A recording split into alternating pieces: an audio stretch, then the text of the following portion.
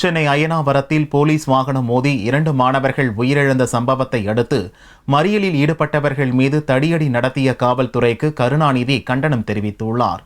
திங்களன்று அவர் வெளியிட்டுள்ள அறிக்கையில், கிருஷ்ணகிரி அருகே 2 நாட்களுக்கு முன்பு சரக்கு லாரி, தனியார் பேருந்து, கார்கள் மீது மோதியதில் 17 பேர் இறந்ததாக குறிப்பிட்டுள்ளார். ஞாயிறன்று புதுக்கோட்டை அருகே அரசு பேருந்து, கார் மோதிக்கொண்டதில் 5 பேர் பலியாகி இருக்கிறார்கள் என்றும், அதே தினத்தில் சென்னை அயனாவரத்தில் மாணவர்கள் 2 பேர் மீது காவல்துறை வேன் ஒன்று மோதியதால் உயிரிழந்திருக்கிறார்கள் என்றும் அவர் கூறியுள்ளார். மாணவர்கள் மீது போலீஸ் வாகனத்தை ஏற்றிவிட்டு அதிலே இருந்த காவலர்கள் ஓடிவிட்டார்கள் என்றும் கருணாநிதி குற்றம் சாட்டியுள்ளார். விபத்தை ஏற்படுத்திய போலீஸ் மீது நடவடிக்கை கோரி அந்த பகுதியில் உள்ள பொதுமக்கள் சாலை மறியல் நடத்திய போது ரணத்தின் மீது உப்பை தடவுவதை போன்று காவல்துறையினர் அவர்கள் மீது தடியடி நடத்தி அதிலே 2 மூதாட்டிகள் உட்பட 5 பேர் காயமடைந்திருக்கிறார்கள் என்று குறிப்பிட்டுள்ளார். அண்மை காலத்தில் தேசிய நெடுஞ்சாலையில் இப்படிப்பட்ட விபத்துகள் ஏற்பட்டு பலர் பலியாவதும், விபத்துக்கு காரணமானவர்கள் மீது நடவடிக்கை எடுக்கும்படி கேட்டுக்கொண்டால் காவல்துறையினர் அவர்கள் மீது தடியடி நடத்துவதும் சிறிதும் விரும்பத்தக்கதல்ல